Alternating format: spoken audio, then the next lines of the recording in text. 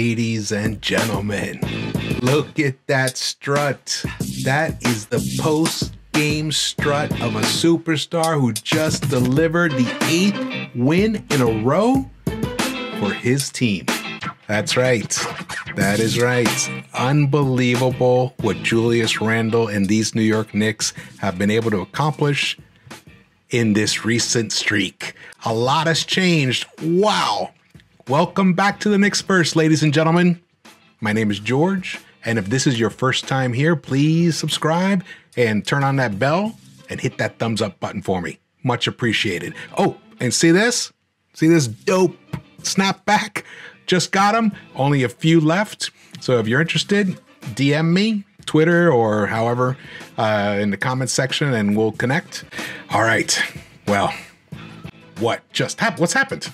Since I last posted a new video, I'm back in my home studio, and I posted that best and worst case projections, and which was a lot of fun to do, but it looks like I may have underestimated the best case scenario, because at that time they had won 3 in a row and they were 28 and 27, and now they have rattled off 5 wins in a row and they're 33 and 27 in the 4th seed. Now that's something I predicted a very long time ago.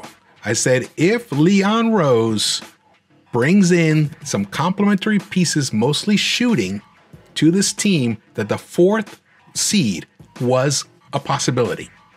Now that didn't happen. Ironically, the shooting has come from within, which we talked about before. Everybody has upped their game shooting. I mean, RJ was shooting 55% for the past 9 games or so until last night's game. From the three. 55% of his 3-pointers. Unbelievable. Let's look at these highlights. The Knicks just dismantled in overtime the Atlanta Hawks 137 to 127. And the Hawks are the team right behind us. They were a very hot team also. And they were playing well. They gave us a lot of trouble in the first quarter. Actually, the whole game. It was pretty, it was a good game. Trae Young, man, that guy's passing is unbelievable. He's got to be definitely one of the top 3 passers in the game right now. And to think he's so short and he doesn't have the court vision that like Luka has or LeBron has or Jokic. He's right up there. He hurt the Knicks so much. Oh, but what a game. What a game. This was truly something. Let's dive into, okay, this video, I'm going to do a new projections for how the Knicks are going to finish this year, the rest of this season, and then where they're going to end up in the playoffs. But before we do that, let's look at some statistics. This is what the Knicks have been doing the past 8 games. They're 8-0. They've been scoring 118.4 points a game, which is pretty sensational for them. Their field goal percentage is a nice 47.4 for 10th best in the league, but it's the 3-point shooting, 40.5% for 2nd best behind the Clippers. That's how they're doing it. And I've been saying it all along. The formula, the key for this team to win is to shoot more threes and less Payton. So no Payton in the 4th quarter. That's a good thing. No Payton in overtime. That's another good thing. So this whole discussion about whether this kid IQ is a point guard, that's over, man. I don't even want to talk about that anymore. He is 100% a point guard. So we're going to have to address that during the summer, in the offseason. Things might have changed, whether we still go after Alonzo or we'll see. We'll talk about that another time. But this whole discussion about whether IQ is a bona fide point guard, I think was laid to rest last night when Derrick Rose fouled out and IQ took over in overtime. And man, did he deliver. God, it's just so fun to see, especially when we've been suffering with Alfred doing his thing all this time. Man, look at that. All right, well, let's go to this 4 factors here. This is another stats, the past 8 games. So 8-0, like you see here. The field goal percentage, the minutes. So the Knicks have played the most minutes, obviously because we've had 2 overtime games. The field goal percentage very respectable 54.8% for 10th best in the NBA over that 8-game stretch. But the turnover percentage, surprisingly, we think the Knicks are a turnover-prone team. We're 9th best for a 12.5 percentage turnover percentage. But it's the offensive rebounding percentage. We're 4th in the NBA, 29.5%. I thought, honestly, before I dove into this, that we were getting killed, and we are actually plus offensive rebounding over the opponent. Here's the key, though. Opponent field goal percentage, 51.3%. That's the combination of 2-pointers and 3-pointers. So the Knicks are holding the opposition to 51.3%, but meanwhile, we are scoring our percentage at 54.8%. So that's the difference, and it's the 3-point shooting that is the big key component of that. Let's look at some other stats here.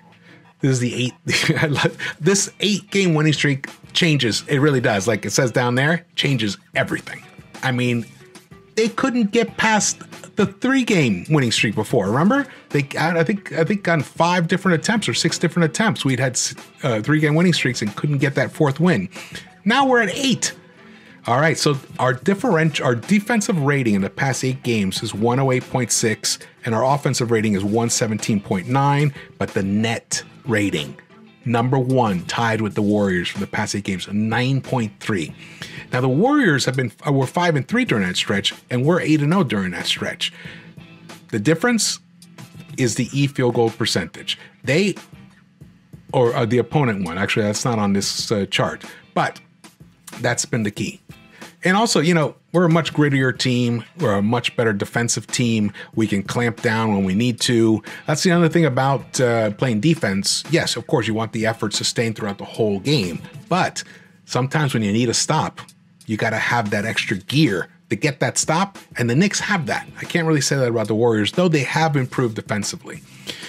The rebounding percentage, here, this is the defensive rebounding. Let's get to the offensive rebounding again. Here it is. That's been the key. Offensive rebounding and 3-point shooting have been the key during this stretch.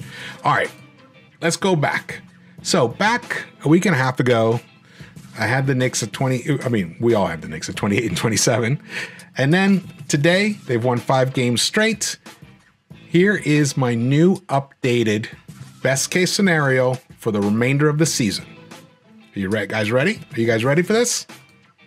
Here we go. I have the Knicks this time splitting the 2 Suns games, winning the game at home. And the streak is going to extend from 8 to 12. That's right. 12. I will do it that way. 12-game winning streak. And it will end in Memphis because I still believe the Grizzlies are going to be up for us. They're going to want that revenge over that heartbreaking overtime loss to us. And, all streaks have to come to an end at some point. So why not on game 13 in Memphis? Why not? But I have something. I still have us winning, beating the Nuggets, but still losing to the Suns at home. But when we go to LA, I have us winning one of the 2 games in LA. And the one I'm picking is the Lakers. I think the Lakers are a little vulnerable. Right now, they're sliding in the stands, in the standings. And who knows what the health situation is going to be. It's still too early to tell right now. I thought we would have a better idea by now. And LeBron, we don't know. So he may not even be at that game, or if he is, he may not still have his legs back, his game legs back, and the Knicks are they're rolling right now. Though they are a really good defensive team. So that one, I'm giving it to the Knicks, but I could see them dropping that. But I still see them closing out at home with 3 wins in a row. 4. Yes. Are you guys ready? Are you guys ready? Here it goes. 41 and 31 record. That's right. For 4th seed. The Knicks are going to hold on to the 4th seed, and they will play the Atlanta Hawks, because the Atlanta Hawks, if they end up this way, like I have it here in the 3-way tie, the Atlanta Hawks have the tiebreaker between the Celtics and the Miami Heat. So let's look at the bracket. Okay, so I screwed up last time in explaining the play-in scenario. I was using an old formula that they actually hadn't solidified it, but that was what they were debating. But the actual play-in formula is that the 7 and 8 team play. The winner of it becomes the 7th seed, just one game. The loser plays the winner of the 9-10 game. And then whoever wins that becomes the 8th seed. So, for example, let's say Miami beats Charlotte. They become the 7th seed and they play the Nets in the first round. And Indiana and Washington, surprisingly, the Wizards have been like on a tear lately. So they're up to the 10th seed now. And I think they're going to hold on to it. I really do think they're going to hold on to it. So now, let's say the Wizards upset the Pacers. Have a little fun. So the Wizards then play Charlotte. And let's say they beat Charlotte. Let's give it to them. So then it's the Wizards versus the Sixers, which would be a nice battle right there, you know. Philadelphia and Washington, D.C. But the Knicks get home field advantage against the Atlanta Hawks. Ooh, how great is this? It's such a great time to be a Knicks fan. Oh, man. Everyone's talking about the Knicks right now. The media's talking about them. You can't go on a sports channel where they're not talking about what the Knicks are doing. Oh, the Knicks are really good. The Knicks are for real. And then our boy, Julius Randle, Mr. All-NBA, totally bona fide, definitely going to be at least second team NBA, maybe, maybe third team, but definitely he's going to be an All-NBA player. What he's been doing lately is truly miraculous. He's leading his team in points, assists, and rebounds. That's right. Points, assists, and rebounds. Only 2 other players are doing that, and that's Giannis and Jokic.